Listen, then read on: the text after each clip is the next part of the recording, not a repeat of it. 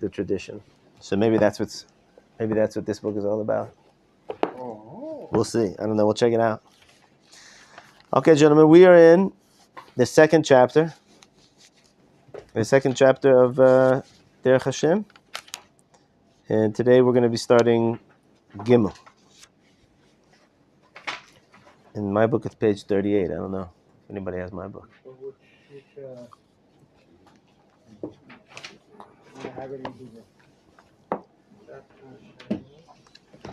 What? Perek Sheni Gimel. Whoever finds it in the blue book, please announce the page.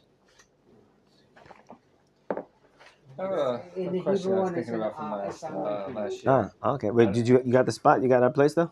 Chapter 3? Chapter 2, number 3.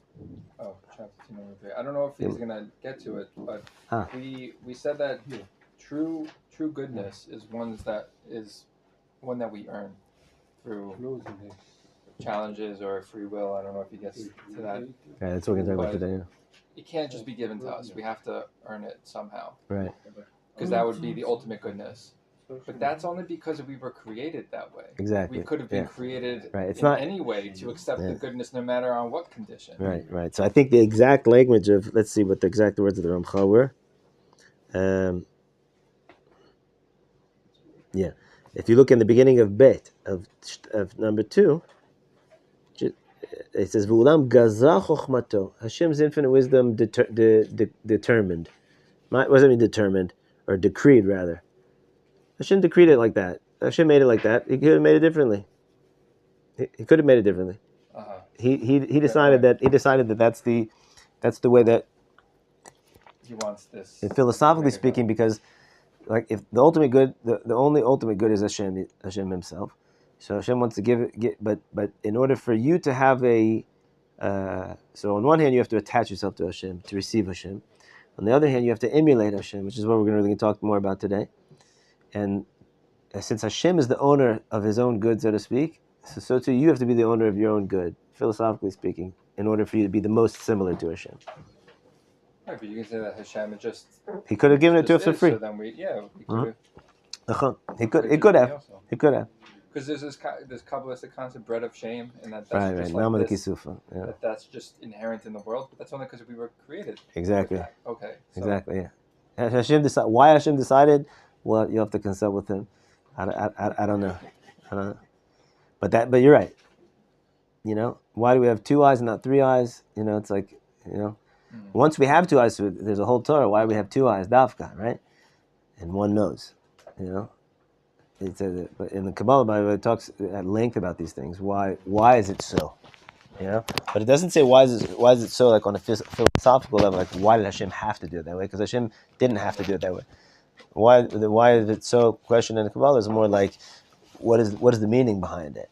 You know, what do we learn from it? How can we understand ourselves better through it? Now that it's done, how can we reverse engineer whatever is there? Yeah. Why did Hashem make? If you look at a man's face, 2 eyes, 1 nose, but the nose has 2 openings, 2 ears, but the ears. Why are the ears lower than the eyes? Why are the ears right on the side of the head, not on the front of the head? Mouth, 1 mouth. Rabbi Shimon Bar Yochai says that if I would have been there, he said I would tell Hashem to make 2 mouths. You know that? You guys heard that before? One for davening and Torah, and another one for all of his other things. Exactly, but the Rabbi brought this down. With the same mouth that he speaks Lashon Hara, Chas v'Shalom, he says Divrei Torah. He dafka brought this down. We're learning Lashon Hara for Ma'ariv. So he brought that Gemara. He brought down exactly that. Right, so Gemara comes up a few times that Rabbi Shimon's Divrei. But so why did Hashem do it like that? Hashem decided to do it the way that Hashem designed the world. He decided. Why, philosophically, why?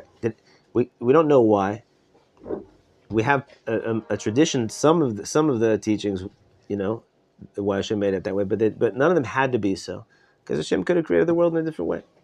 But now that it's this way, we do explore deeply, especially in Kabbalah, why the why of this is the world this way is not why did Hashem have to create it this way. The question is why is it this way? What does that mean for our lives? Right?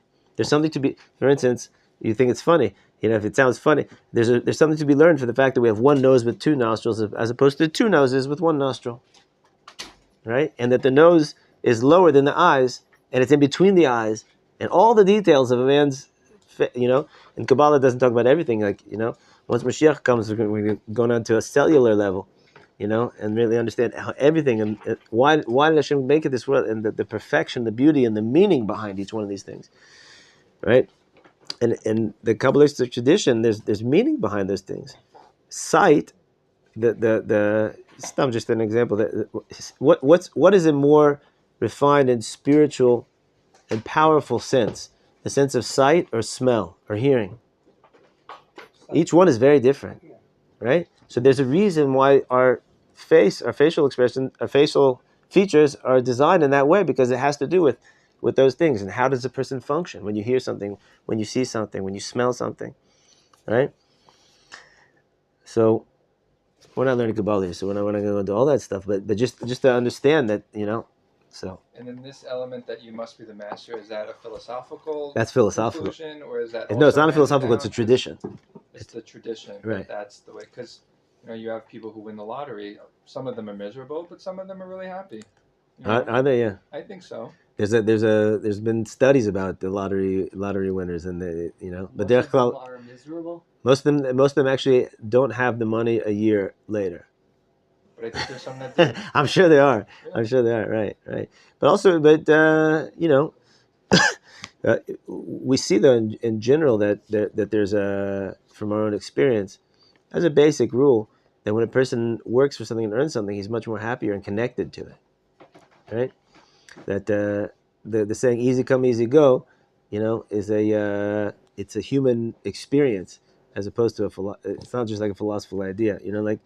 If I worked for something for 40 years, and now then I lose it, I'm retired, and all my life savings just chas v'shalom, like this with Bernie Madoff, the Ponzi scheme and everything got lost. It's much more painful than if a person won the lottery and then a month later he lost all that money. Right? It's much more painful. So too, not just financial. Right? So we're more connected to something that we earn. Huh? You're not sure about it. I think it's not I'm not saying it's an ironclad rule. Be so grateful that you received the gift. For sure. But the connection that you have to the actual gift, to the item, is going to be different if you worked for it and you toiled for it, as opposed to you were just given it. Doesn't mean that gifts don't mean anything to us. 99% of what we have in this world is just gifts, right? But if a person how the saying goes, you only miss your water when the well runs dry. Only when you're missing something do you, right? Only when a person gets sick does he realize how blessed he is to have his health all the time, right? If a person is having some type of stomach difficulty, right? Some type of intense, constipation, let's say. And then all of a sudden he gets opened up. Wow. His Asher Yatzar is going to be very different after that than his regular Asher Yatzar when everything's just running. Right, but he didn't earn to get rid of his constipation. But he toiled in the sense that he paid for it. He struggled through it, right? It was something that right? Not the exact same example, but... Right? So, okay, gentlemen, let's go weiter. Even though that's it's a rich subject we can talk more about. Okay, gentlemen. So again, in this chapter, B'tachlit Abriya, we said that the bottom line, and you're going to be tested on this later. The bottom line: why did Hashem create the world? Hands up. Who knows? Huh? We didn't learn about that yet. We don't know anything about Am Yisrael yet. To give us good. To give good. Hashem made the world in order to give good. He wanted to give good. And Hashem, since Hashem is infinite, the good that He wanted to give is not just a little bit, for us, give a little bit of tzedakah and we feel good about ourselves. He wanted to give the ultimate good, right? And the ultimate good is Him Himself. And He determined and He decreed that the way that He'll give the good is that the one that receives the good should earn the good, should develop himself in a certain way that he'll be able to be the owner of the good, right?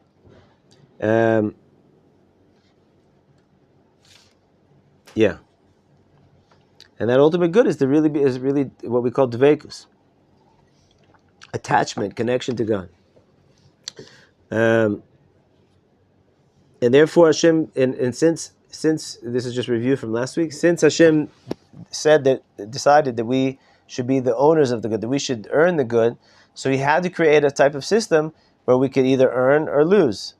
We could either better ourselves or not better ourselves, go the other direction, right? We're going to talk more about that today.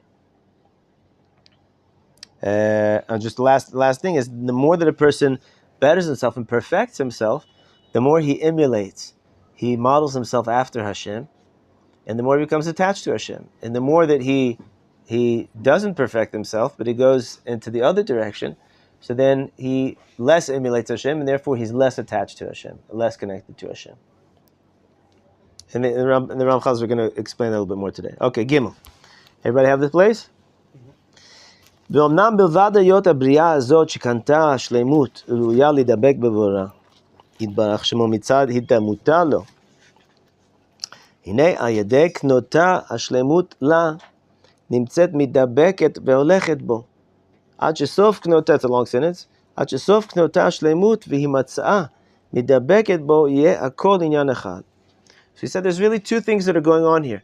One is I'm modeling myself after Hashem. I'm emulating Hashem.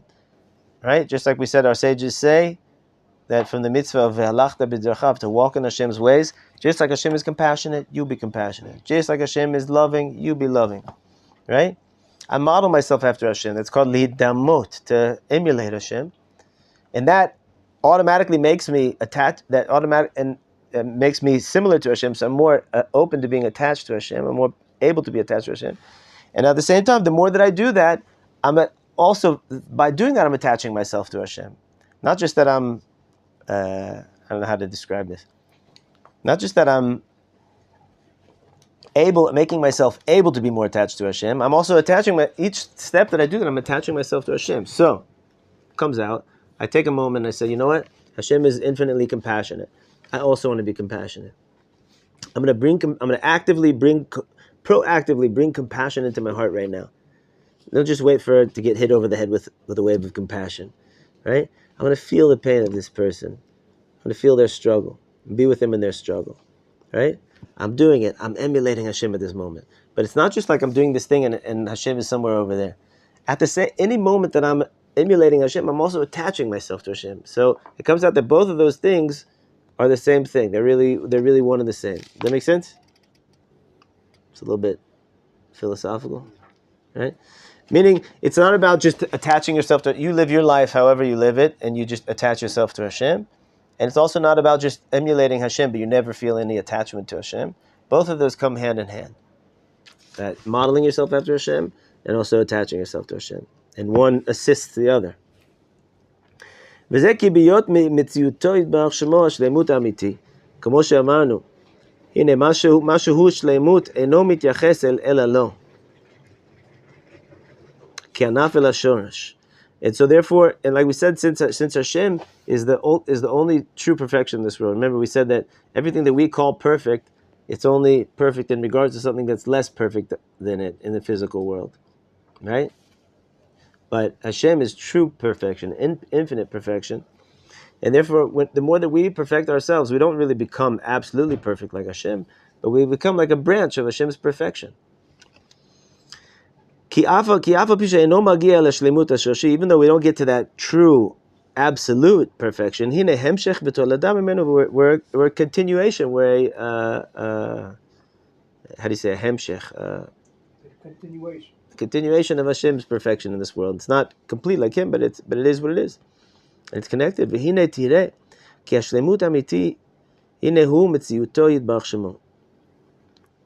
So, like we said, since Hashem is totally perfect, total perfection and completion, therefore, what if there's a lack in the world? Kol chisaron. What do we say? What is a chisaron? What's a lacking in the world? Ela helem tuvoid b'achshemo behester parav. It's just the hiddenness of Hashem. Any place where there's something lacking or something not complete, it means that in that place Hashem is hidden. Hashem is more hidden in that place, and that's why we experience it as a hester panim.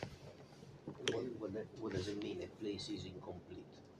A person, there's sickness in the world. There's sadness in the world. There's death. There's all types of lackings in a person's life, in the world. There's machloket, there's argument, there's war. There are all the different places in the world. So it is referred to a personal situation, not a place like. So we live in Jerusalem, so the place is incomplete. Jerusalem is incomplete. No, and I don't think I understood that last question. Say it again. No, what I'm saying is the matters of to be incomplete is to a personal level, individual level, or a location. That's why. Both. The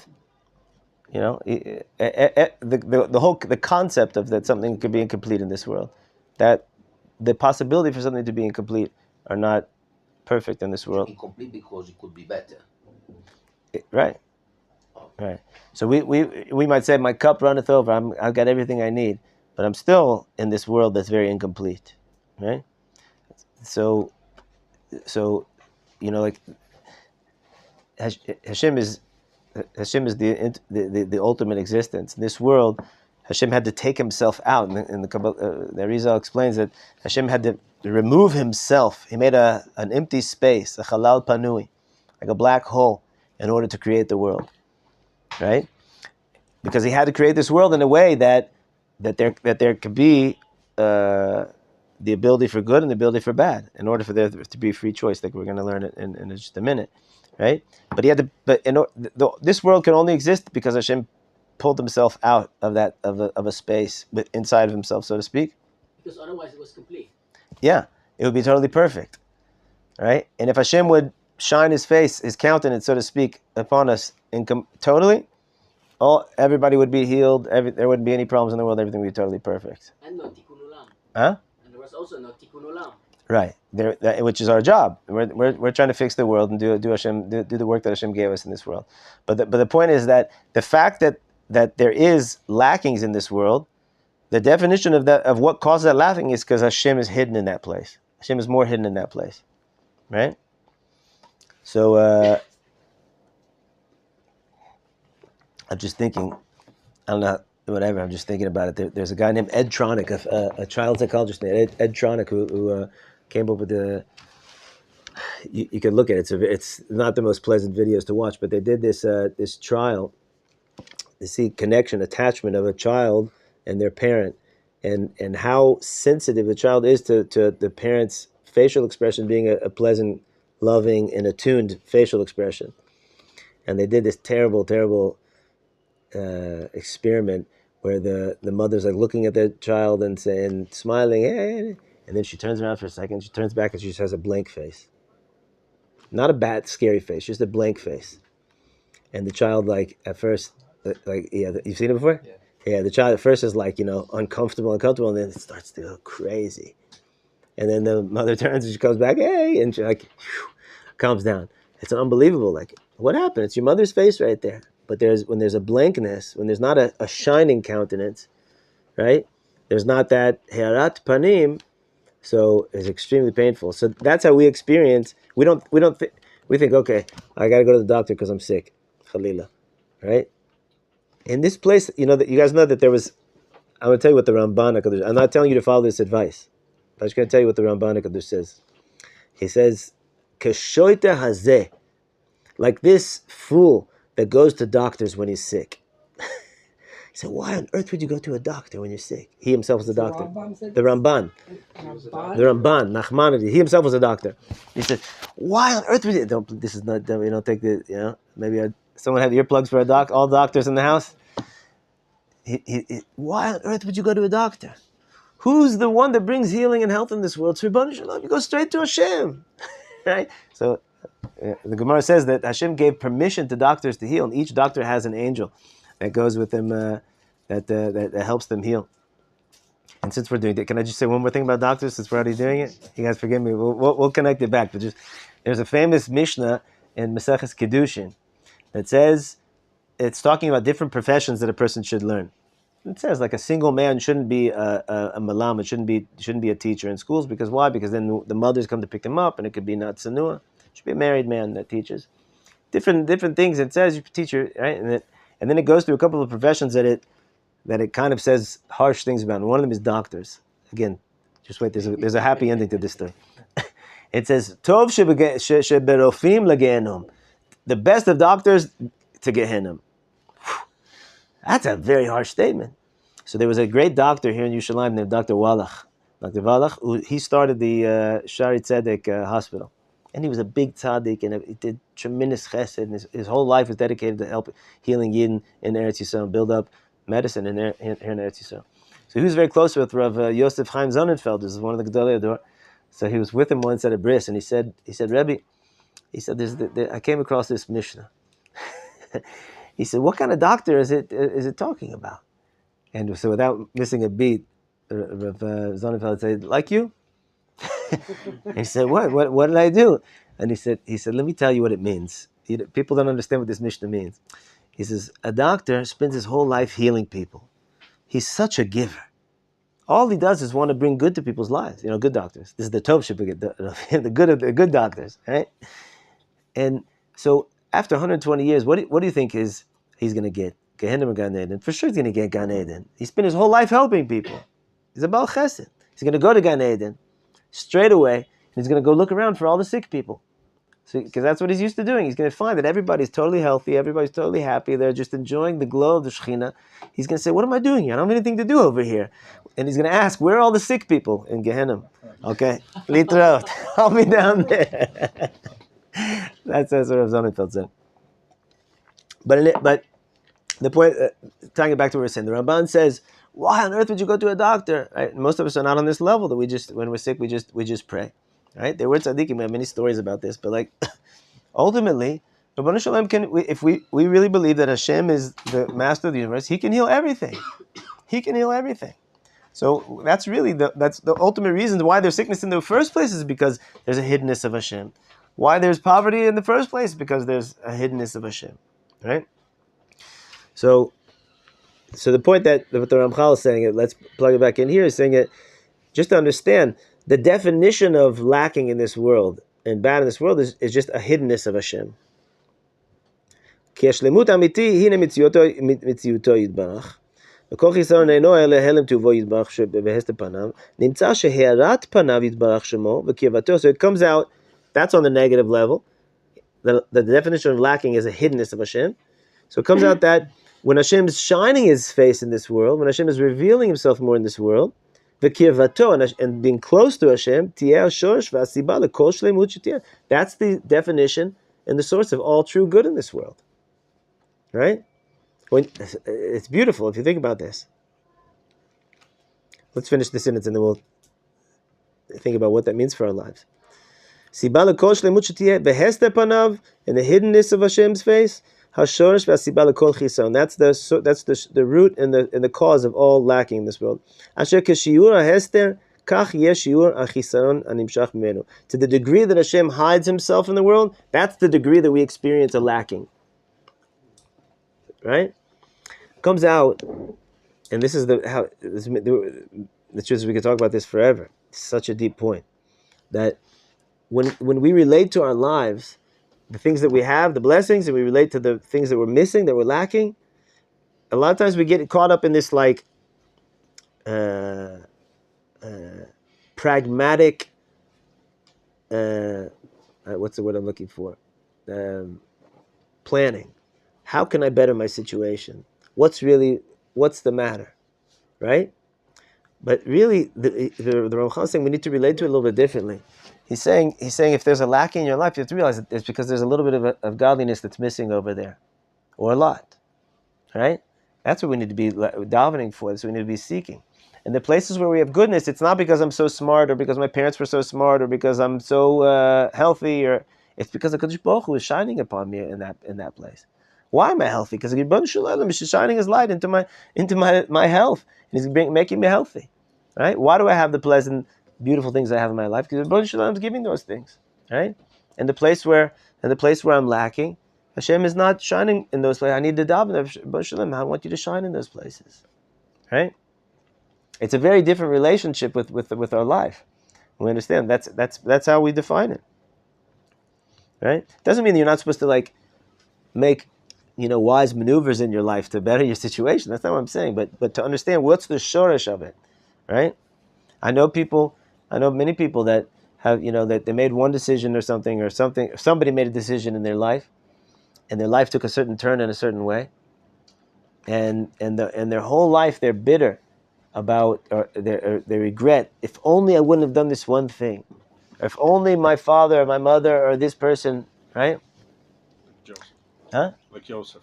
What you say, Marius? But that his brothers left him in the hole. Right. But he didn't regret. You could. Joseph had more of a what do you call it? Mutzdaka, justified reason to be the most bitter human on earth, right? Who could my very brothers sold me as into slavery, and nobody's coming to find me. Nobody's coming looking for me. Right? Years and years are passing. Right? Yaakov Avinu, my own brother's trying to kill me. I had to run away from my brother. Right? It's crazy. But the point is that how do you look at it? It's Rebbeinu Shalom is running our lives. Right? It's a very different way of looking at our lives, and that's how a sister was supposed to look at it. Okay, back in next paragraph. Therefore, Hashem had to create a particular being that stands in between these two places of perfection and lacking, right? Of deficiency, right? Shehem toldot ha'ara ve'hester, which those are the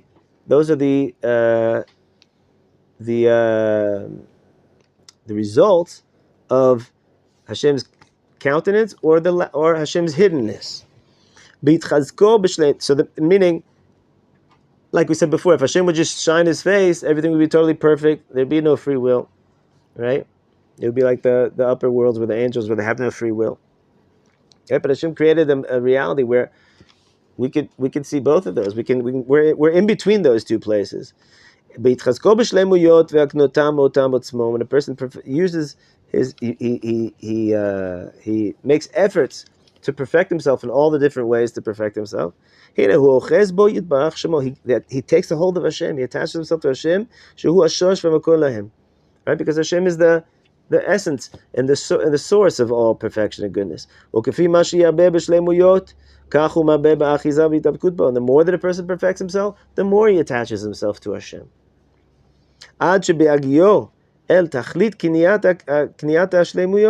Until a person can reach the highest levels possible for us to attach ourselves to perfection.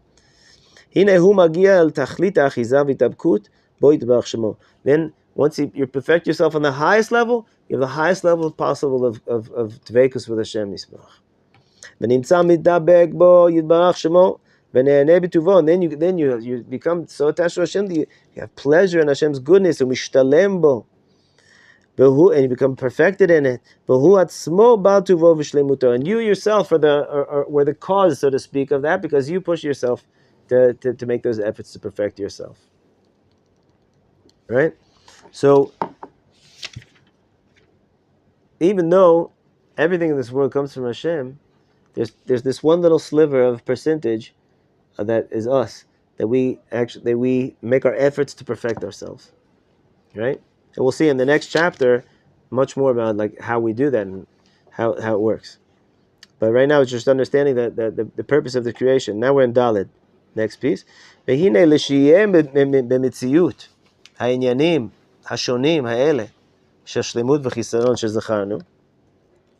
order for there to be the ability in this world for perfection or for lacking, like we mentioned, and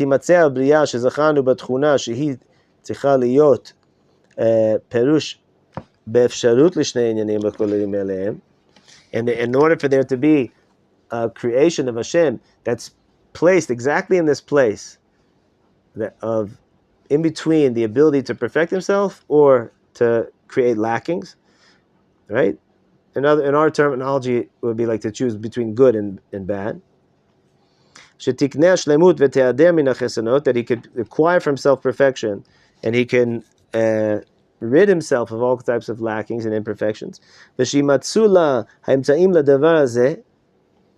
that there could be the means that he needs in order to, in this world, to be able to achieve that. In other words, to acquire for himself perfection. In order to create such a world, there's tremendous amount of details that had to go into creating the world. But he's saying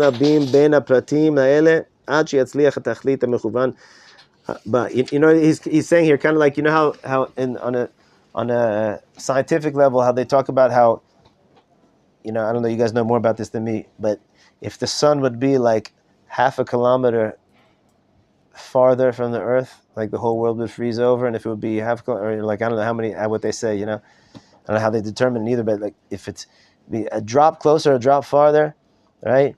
And if all the conditions wouldn't be due perfectly like they were, then there's no way that there could be human life, right, on this earth, etc. And everything had to be perfect. I can understand why, remember I told you the story of the discoverers of the Big Bang Theory, and he said that, Dr. Presley asked him before. Remember the story I told you guys? What came before that? And he said, Dr. Presby, I refuse to think about that, right? I understand them, like, and I wrote a note to myself to look up that quote from Einstein, but I didn't get to it. If one of you guys finds it, please let me know. Because remember what I'm talking about? He said it's harder and harder to believe that this world is just randomly built or whatever. It's impossible for all these details to be, that they're so perfectly precise and attuned, and right, it's impossible to believe that this just happened.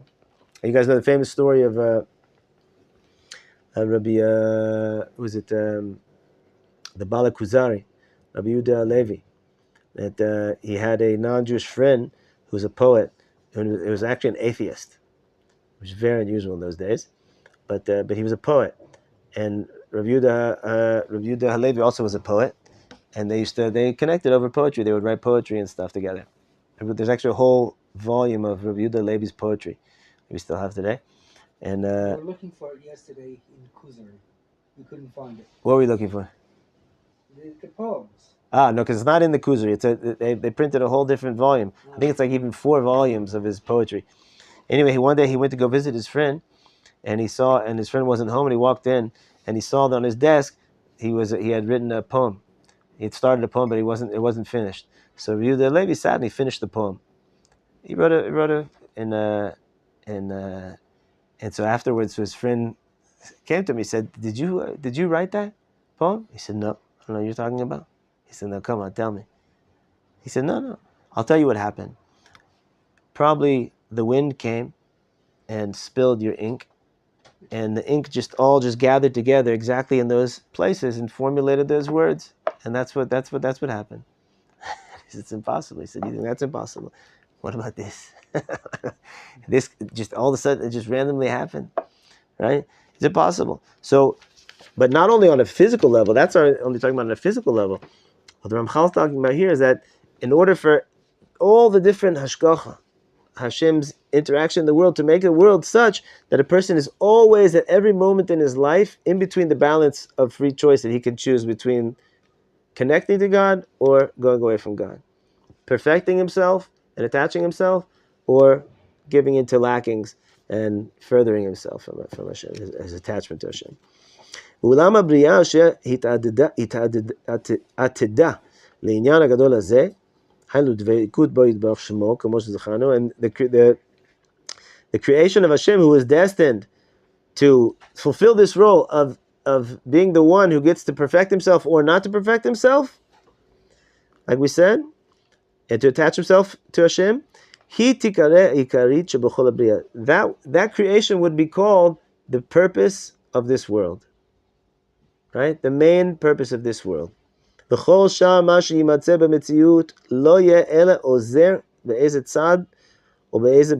everything else in the creation is only just to help him, It's only just, it's tertiary, it's secondary, right? That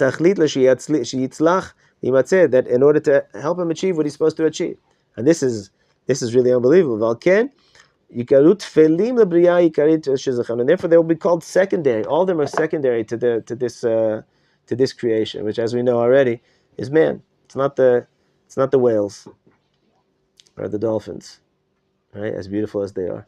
But when I was in college, there's all kinds of student groups, and I was friendly. I'm a loving person. I would join all these groups, and I would get emails and stuff. This was before smartphone days, and even cell phone days. But we had cell phones by the end of college. But anyway, all these groups that were like, back then we didn't use the word progressive, but all these groups that were like kind of like, I don't know, fighting for certain values, like animal rights, right? When it came to Israel, they were like just terribly violent and terribly just anti-Israel, and like, I had a friend and they would send me emails about Israel, this, and I was like, you guys are the animal rights groups. I haven't seen anything about animals in these emails for the last 6 months. All I see is Israel, Israel, Israel. So I have a friend who used to joke. He says, "Save the whales, kill the Jews, but save the whales." Right? Okay? The whales are not the tachlis of the universe, and the Amazon jungle. All these things are important. And you guys know, the more refined the Jew is, the more compassion he has for this world, right? But also we have to understand that everything in this world was created as the scenery and the help to the props to help a yid fulfill his tachlis in this world. What's his tachlis? You guys already know by now. What's his tachlis? To attach himself to HaShem. Dveikus. If you guys come out here and you don't know that, then I failed at my task. Our purpose in this world is to attach ourselves to God. Everything in this world is here to help us attach ourselves to God and to help us perfect ourselves. When you watch a movie of the coral reefs, of the Great Barrier Reef, and you see these fish that you'll never see in your life unless you're a scuba diver, or all the deep sea. All of that is for you, gentlemen, to help you attach yourself to Hashem. How on earth are we supposed to attach ourselves to Hashem? Through the seahorses. Right? What do you guys say? Brings awe. The beauty of creation. Yeah. It's beautiful. I also want to bring beauty in your world. Right? Look at the different midas of the animals, not the bad midas, the good midas. How do we know what's a good midah, what's a bad midah? The Torah Kedusha teaches us what's a good midah. Right? I was wondering, can we say also that the Yetzer Hara is there to enforce us to choose the Vikis, to show that that's not the way, so you have to go to the good things to connect with Hashem? Beautiful, yeah, absolutely. We're in the next chapter, we're going to talk about the Yetzer Hara and the Yetzer Tov. But for sure, but think about it. Most of the nature movies that are out there, what are they showing? For the most part, they love to show the kill, the hunt. It's always about the hunt and the kill. If a yid was making these movies, if you guys were making these movies, you guys were in charge of the nature movies, so the commentary would be like, "Psh, look at this gewaldic seahorse. Look how he takes responsibility for his youth, for the young, whatever. It's gewaldic. Mara buma asecha Hashem. How wondrous are your creations, right? We have a bracha when you see an animal. When you see an animal that's a very strange looking animal. I actually watched a movie with like a little nature movie, one of my kids, about monkeys.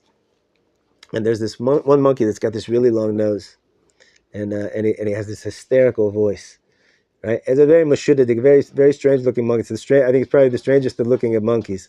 And there was just like a 4-second clip of the monkey like laughing, or talking something. We played it like 15 times. We played it 15 times. I said, look at this. The Chazal made a bracha over this animal. Mishanei briot. You made different brios. Look at this. How many monkeys are there? You decided there needs to be one with this kind of nose and this kind of laugh. What a world you made. It's so rich. It's so deep. Right? What does it mean? I don't know what it means. I don't know. You guys can consult with the Arizal but I don't know what it all means.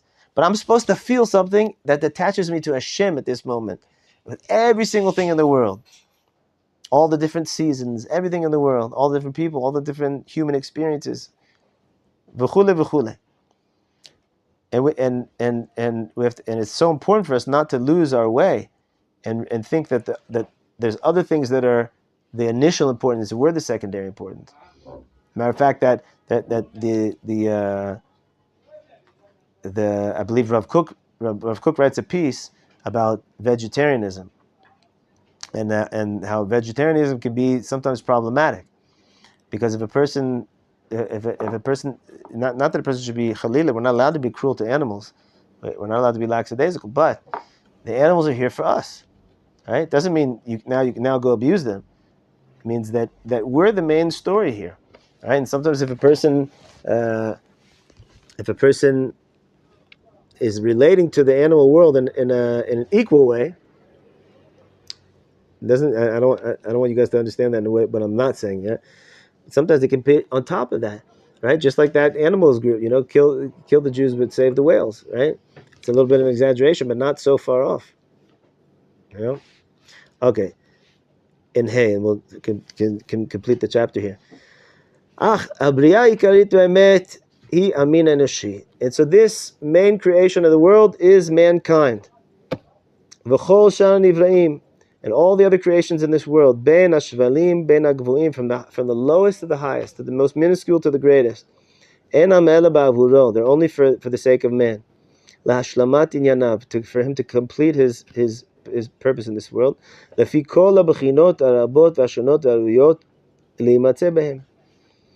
In all the different aspects and different ways. Uchamoshe eva'er od lefanim b'siyata d'shmaya, as I'm going to explain later in the Sefer with the help of God.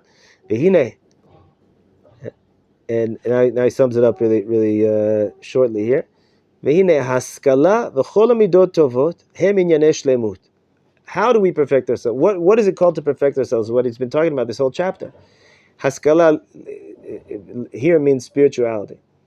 One of the words that they used to call a code word, but a word that they used to call the soul during these, the 1600s, 1700s, was sechel.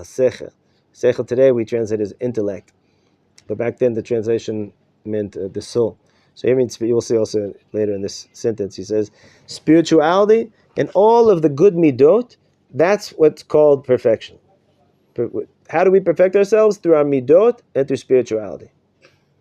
Right? That it's possible for a man to perfect himself through them. And physicality. Umidot araot. And bad midot. That's what's called lackings. Right? Shadam musam benem. And man is placed dafka right in between those two places. You can either choose the good midah or the bad midah. You can choose spirituality or you can choose physicality. And it doesn't mean they have to negate each other, you understand? Physicality and spirituality at least. Good midot and bad midot, a lot of times most of the time they negate each other. But our spirituality is through our physical, it was through physical, we don't believe in, being an ascetic and, that's not our thing. It's dafka through this physical world. But the question is, what's your focus? Am I using the physicality for physicality? Am I using it for spirituality? Right? I have to eat. I had this strawberry. So, the pleasure. You could have given me cardboard to eat, and that would solve my hunger issues. Right? You gave me this beautiful, delicious. Look how beautiful this fruit is. Gewalt. Look how. Right? You guys ever go to the shuk and just look at the fruits? It's pile plois. There was never a generation like ours that you could see so much of it together. My wife has a cousin she makes fruit platters. I think I could look at her fruit platters all day. I think it's so beautiful, the different colors and the shapes, and forget about the tastes, right? All these different ways. Rabboni Shalom is mifaneh. He loves us so much. It's a love story here. I'm supposed to feel each time I have one of those fruits and one of those pleasures. When I see it, I'm supposed to feel on myself being in love with Hashem Yisbarach. Look how much you give me. So you said when you get a gift, it feels good, right? I appreciate this. I love this. You didn't have to make it like that. Hashem could have made the world just gray, right? Could have. Think about it, every sunset, every sunrise, the sky. Right? It's amazing how we get pleasure out of it. Hashem gives us pleasure, all these things. He wants us to feel in love with him each moment. And then what do we do with that? What do we do with it? Right? The good midot and the bad midot. That place, man is exactly in the middle of that place. And the reason why you're placed in those is not just to challenge you and to test you and to make it difficult for you. Why'd you make my life so hard? That I have to work so hard to have good midot. Right? That's not the reason why. That should place you there in order that you could be the one that acquires for yourself the completion and the attachment to Hashem. Dafka wants you to work for it. That's the best thing for you. Right? Okay, gentlemen, is that enough for today? I have the quote, Rav, from Einstein. Oh, yeah. He said, the more I study science, the more I am amazed by the complexity of the universe, and the more I believe in the existence of a creator. Wow. That's what he said. Wow. There we go. I wonder how old he was when he said that. Wow. So there you go. Okay, gentlemen, I have to tell you that these first two chapters, like I said again, I warned you from the beginning, the first two chapters are a little bit more deeply philosophical. The rest of the Sefer is a lot more kind of relatable and palatable, right? And a little bit easier on the brain muscles, and very much practical and mechazek. So hold on. I feel I sense that these two chapters were a little bit heavy for us. Could I ask a thing? Does this mean that free will is a klipa? Is free will? Why klipa? But if the Almighty withdraws, that would create the klipa, so to speak, or. Say it again. I understand. I don't know. I'm not good at Kabbalistic stuff. I haven't studied Kabbalah much. But my understanding of it is that by withdrawing, the Almighty creates the world, or at least creates the ability for man to have free will. Right. Is it then correct to kind of assume that free will creates some kind of maybe not klipa, but like a distance? Distance, or I don't know. I don't know how to explain. How to think about it. Right. I'm trying to think why you're going to that place, but is free will a pollution? No. I mean, free will is the means by which Hashem decided that we can earn or develop our relationship with Him. Right. So kedusha, or if we apply ourselves to being close to the Almighty, right, and we have the right kedusha and kavanah, then free will is something good, and if not, then it might be something bad. It can only be free will if we can also fall into the garbage can. Yeah. Otherwise, there is no free will, right? So many of us feel like, Hashem, it'd be so much easier if you didn't give us that option. Yeah. Just give it to us. But Hashem decided otherwise. Hashem decided that this is the best way for us. I'm sure we can philosophize about it, more deeply, and come to understand why it should be so or why it must be so, even on an intellectual level.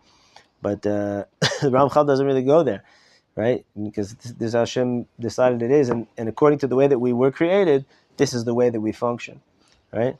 And so free will is the most dangerous thing in the world, right? And all of the pain, human relationship, governmental, international pain in the world is a product of misused free will, right?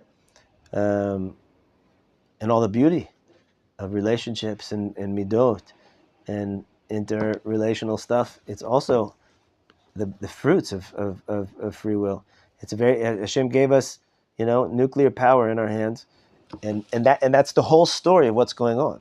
That's the entire story of what's happening in this world is the free will of mankind, right? And so we'll learn Bezat Hashem, the whole system of the world, how it all works together, right? But that's the whole story. That's the whole story, right? And that's where that's where our main focus has to be, right? And it's really a paradigm shift for us to think about it in that way, right? That like I said before, we guys, when I was young, I grew up in America, and I was really into basketball, and I was sure that I was going to be a professional basketball player when I was younger. And then and then we hit, 6th grade and 7th grade, and everybody started growing, and I also started growing and developing, and then I kind of stopped at a certain point. I didn't get too much taller, and the chevra kept on going, right? And I realized that my chances were getting, even though there was Muggsy Bogues. For those that know, Muggsy Bogues are 5'3", right? Muggsy, right? But and there's Spud Webb, but I didn't have such a I didn't my chances weren't looking good. Why did I say that? You don't have there's so many things that you don't have free will over. You don't get to choose how you look, who your parents are, right? You were born. Where you're born, what your a lot of things about your health. There's a lot of things that we do get to choose, but there's much of it that we don't, etc. Your children, what kind of path your life is going to take, what's going to happen in your lifetime, all the different things. We don't have choice over it. All of a sudden came Corona, COVID, and the world went wild, and everything changed, right? How much choice, right? So a person could feel very broken and helpless and depressed when his focus is not on his free will, when his focus or his belief or his imagination is that he actually, there's other things that are happening that are the real story, right? That's not the real story, right? Because all the vicissitudes of the world can really crush a person if it makes him feel helpless. Why didn't you feel helpless before? Right? Because you believed you had some type of, right? But that's not really what you're here for. What you're really here for is for your free will. At every moment, what do I do with this? What am I supposed to do with this? And the $1 million question: what's the ultimate measurement of how I should make decisions? What do I do with this, whatever this is, at any moment in my life? Is this going to bring me closer to Hashem, or is it going to bring me farther away from Hashem? Is this going to attach me to Hashem, or is it going to distance me from Hashem? Is this going to make me more of a perfected individual, or is it going to make me less of a perfected individual? That's the story here. That's the purpose of what's happening here. And all the mitzvot are all different ways how to bring us to do that, right? So, Do we view that everything, I'm trying to put the pieces together. So when Hashem kicked Adam out of the Garden of Eden and he has to work the land and do all that, do we say that by him working the land it allows him to attach himself to God, or it's more of just a tool so that once he works, then he'll have fruit, then he'll have vegetables, and then he can enjoy the pleasures and then connect to God? Or do we view everything say it one more time? Do we view it either? What are the two sides? Either that that it's just a tool to attach, or the thing itself is enabling you to attach. Like riding the bus to yeshiva. Yeshiva is allowing us to attach to God. But do we view riding the bus just a tool to get to where we need to, or the bus ride itself can be attachment to God? Right. So it depends on who you ask, really. But if you want the Hasidic approach, is that everything itself can be an attachment to God, right? That doesn't mean that I go and I kiss the bus when I get off the bus, but this bus ride is holy. If my intentions are holy right now, Bus driver would probably kick you off. Huh? If you give him a kiss. I had a plumber. I lived in the bottom floor of a building, and the plumbing was not good in the building, and we used to bear the brunt of it because all the plumbing of all the, So there was this very big clog, and I had a plumber come, and it was above his head. He unplugged it, and then it was all over the place. And then he was like, I don't know what to do here. And he called a different plumber, and this other plumber came. And this guy was a real bin Torah, a real yeshiva guy, he had been in yeshiva, he's a plumber, he's a great plumber. And he spent the whole day in this schmutz. I'm telling you, it was not pleasant. And he cleaned up the whole thing. And afterwards, this whole day, I ordered pizza, and we ate pizza together. And we're sitting out on the mirpeset, and I told him, can I ask you an honest question? He said, yeah. I said, I see you're a bin Torah. Who am I? Nothing, but I see that you're a bin Torah. Isn't it hard for you that to be a plumber? I said, why? I said, because when most of the time you're in the bathroom. And if you're not in the bathroom, you're touching dirty things, and you're not allowed to think Divrei Torah the whole day. You're not allowed to think Divrei Torah. He said, kidding me? He said, it's true, I can't think of Divrei Torah, but the whole day, my whole kavanah is that I'm bringing joy to this family. Now that I'm cleaning, I'm making the house clean. It's going to be a nice place that will be able to make brachas. They're going to have shalom bayis. They're going to be able to sing Shabbos Zmiras here, right? They're going to be able to go to the restroom, and that's a big thing. It's no small thing that they'll be able to go to the restroom and everything's functioning fine. I'm having all these kavanas. The whole day I'm davuk to Hashem. That's what he told me. It blew me away. So you think, like, of all the professions, it doesn't say in Masechet Kiddushin in that Mishnah about the doctors, it doesn't say don't be a plumber because you can't think about God, right?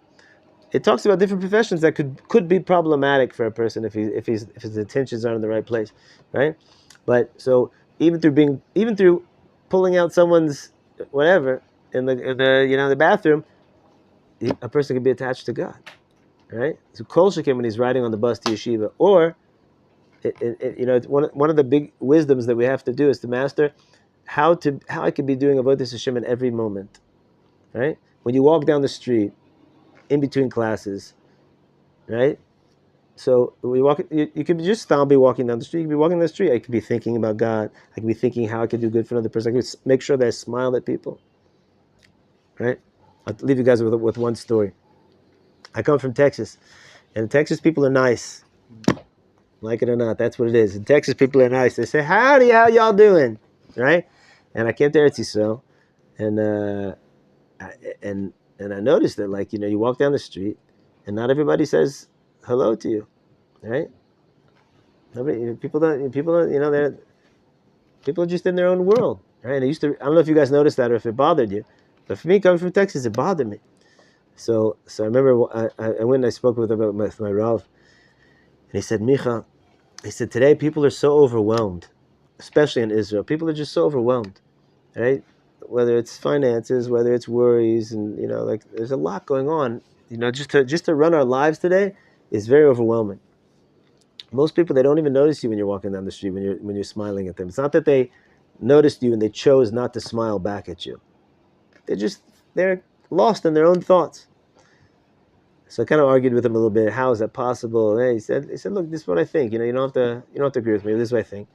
So I left that meeting. I was walking home, and I was thinking, I can't buy into that philosophy. It's impossible. And then I noticed as I was thinking that someone had passed me and smiled at me, and I didn't smile back at them. Right? So what did I do? I ran back and I smiled at them. Right? Because any moment can be a moment of connection to Hashem, right? You have to think. You have to use your cup to figure out how to do it, right? And then the bus ride itself, the barakas itself, right? The payment itself. When you take a taxi. You guys ever take a taxi? You take a taxi. You guys know that it's a mitzvah from the Torah to pay the taxi driver on time, just like it's a mitzvah to put on tefillin, just like it's a mitzvah to eat matzah on Pesach. Just like it's a mitzvah to fast on Yom Kippur, it's a mitzvah to pay the taxi driver, right? But when we're davening Yom Kippur, give out, I'm doing a mitzvah, pay a taxi driver because I have to do it. I paid you for his services. No, I think I'm attaching myself to Hashem right now. I'm paying this guy, making sure that he's going to get his money on time, not giving him a hard time. I do it with a smile. I tell him you did a great job. Guys, how many people need compliments in this world? Everybody, no matter what they're doing, everybody wants to feel good about what they're doing. Right? You give people so much chizik by There's a security guard in the building that I work in. Every day I try to give him some love and tell him what a good job. Now we're moving to a new building. I told him I have to come back and visit you because it's not going to be the same without you. Right? So that's it. Bez Hashem, we should be zocha to use the physical world and use all those different things.